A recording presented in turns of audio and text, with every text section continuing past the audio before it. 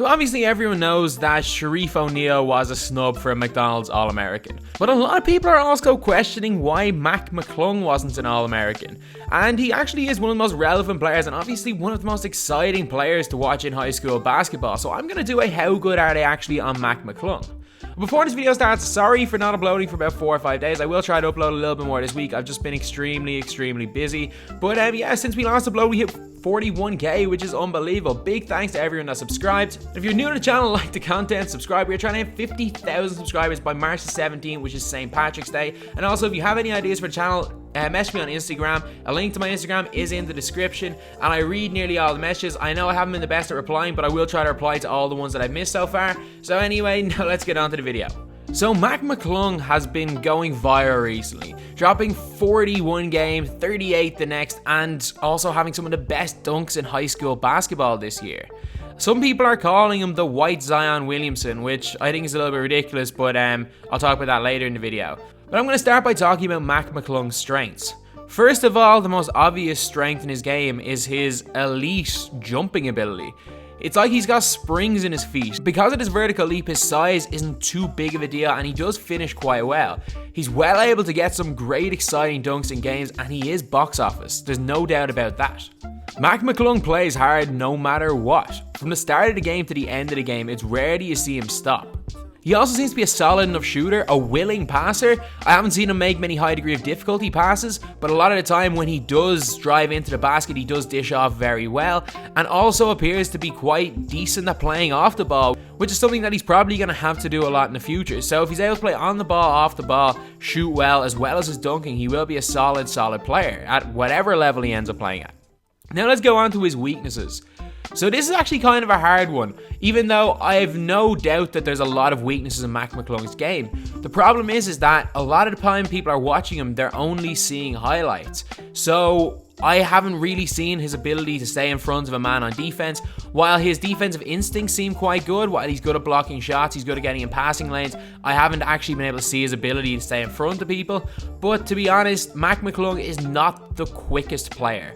While he's got elite athleticism, jumping wise, he's as springy as any player, he's not the quickest. While his first step does seem to allow him to get to the basket at the high school level, it doesn't appear that he's playing at the highest level of basketball.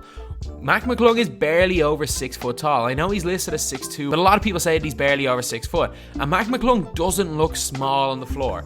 Honestly, it doesn't look like there's anyone on the floor with him that's above maybe 6'5", 6'6" any given game. And that seems to be an exception. When Mcclung goes for rebounds, he seems to be taller than the guys he's matching up against.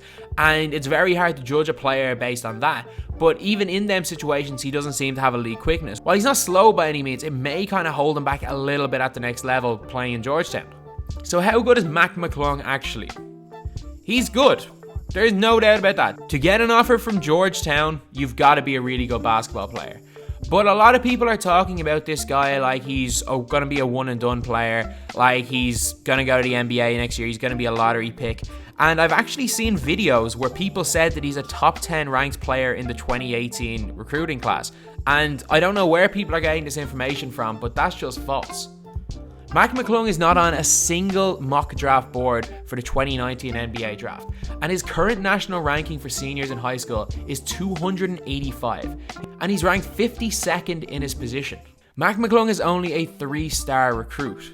And that's not to say that he's not going to make the NBA or that he's not going to be good in college, because a lot of 3-star recruits made the NBA. Heck, Steph Curry was a 3-star recruit and he was a 2-time MVP. So while his ranking and his star rating doesn't have any relevance on his future, it does show where he is right now. And right now, to compare Mcclung to an RJ Barrett, to compare him to Zion Williamson, I've heard a lot of people say he's just a white Zion Williamson. One's a power forward and the other is a point guard.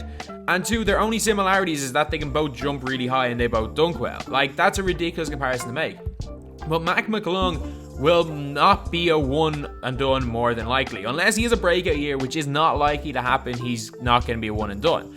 But the thing is that Mcclung always has a chip on his shoulder, and he works extremely hard when he's on the floor. He does not stop from the start to the end of a game, and with this attitude, you can't count anything out. Also, he's not like a player like Julian Newman, who's 5'6", and realistically, because of just genetics, will never make the NBA.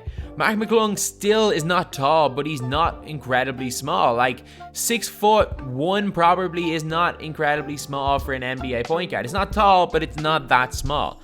But more than likely what we're going to see is we're going to see Mac McClung play 4 years in Georgetown, and then you just never know. Will he end up playing in the NBA? There's definitely a possibility. Looking at it now, do I think he'll make the NBA? Realistically, probably not. But that's not to say that he won't. I'm just an Irish guy who talks about basketball on YouTube. What I say really doesn't have any relevance, especially with the fact that he hasn't even gone into college yet. He hasn't even played 1 minute of college basketball. It's just that for me anyway, until we see him in Georgetown, until we see him playing at an extremely high level, it's very difficult to judge whether he's an NBA prospect or not. He could prove every one of his doubters wrong and end up being a one and done. And I honestly hope he does, because Mac McClung is box office. He is so exciting to watch.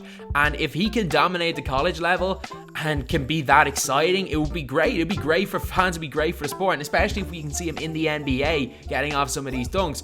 But the problem is that as of right now, he's probably not at that level. And you never know, he may get to the NBA level, he may not. And to be honest, we'll have to wait a couple of years to see if he will be of an NBA standard or not. But the thing is that I can already see from watching him in high school that if he doesn't get hurt and lose a lot of his athleticism, he will be a professional basketball player somewhere if that's what he chooses to do.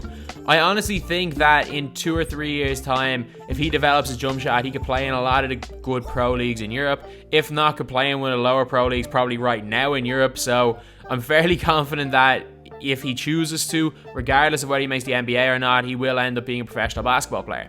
So anyway, that's the video. Thanks for watching. Please like, comment, and subscribe.